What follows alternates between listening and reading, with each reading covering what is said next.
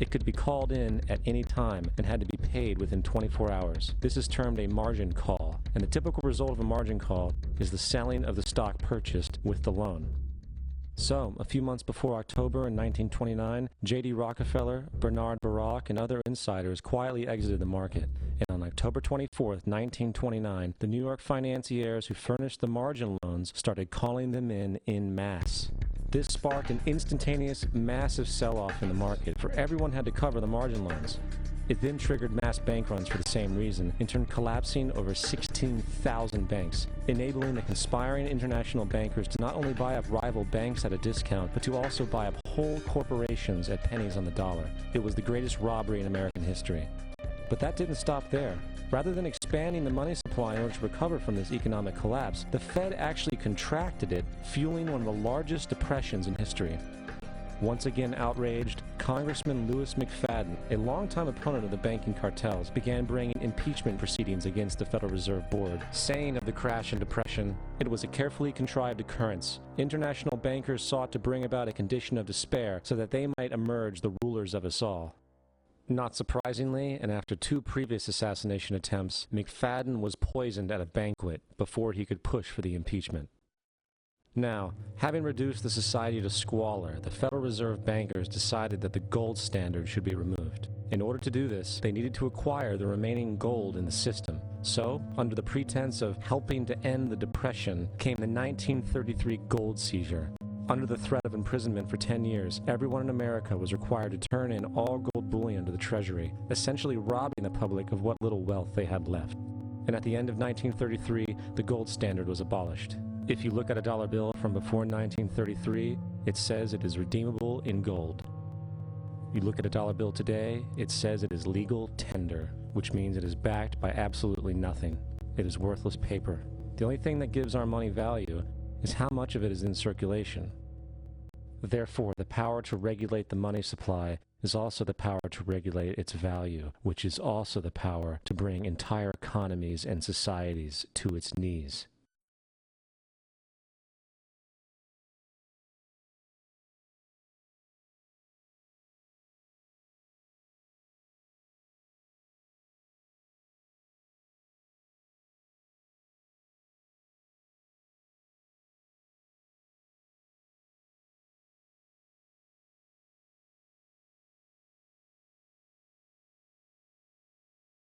They create money out of nothing. What a scam. They have so much money, they don't care about money. All they care about is power. All they care about is being able to control the political situation so it goes their way. After a man has far more money than he possibly can spend for pleasures, what is left to excite him? For those with a ruling class mentality, the answer is power, raw power over other human beings. Money can buy such power only to a point. Beyond that, politics is the sport, and world politics is the ultimate game.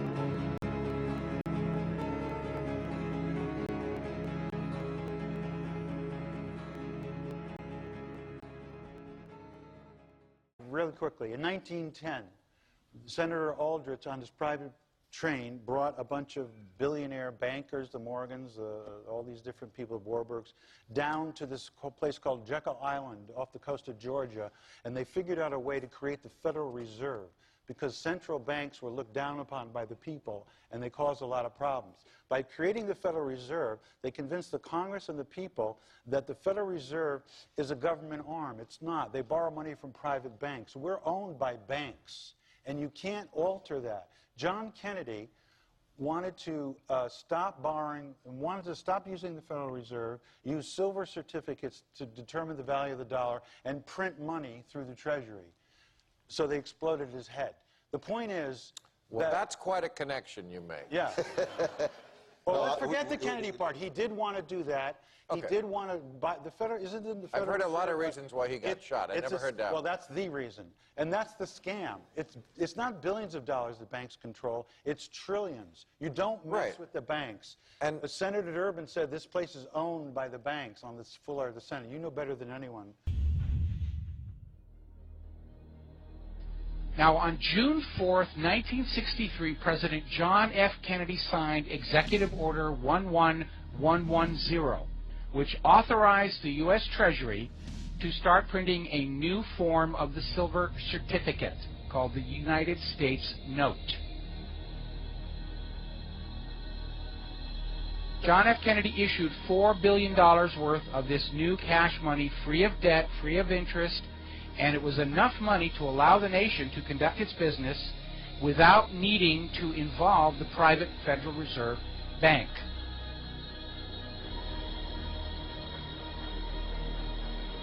Only 5 months later, John F. Kennedy was shot by the crazed lone nut, Lee Harvey Oswald. I didn't shoot anybody, sir. I haven't been told what I'm here for.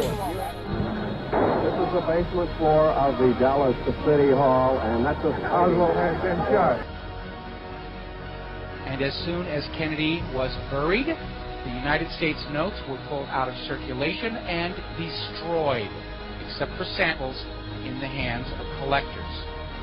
Now, when I first proposed this linkage between the monetary system and the assassination of our world leaders, I got an email saying, well, I mean, that's nonsense. I mean, how do you know it wasn't Cuba or the Russians or whatever else?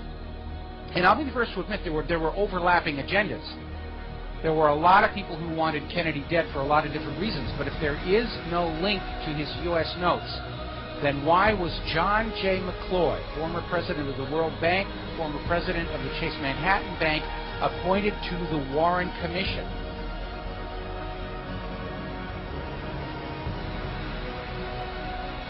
I don't care what kind of a man McCloy was. He is not a homicide investigator, and the Warren Commission was supposed to be investigating the assassination of the President of the United States. What is a bank president doing on the Warren Commission if there is no connection to the United States notes?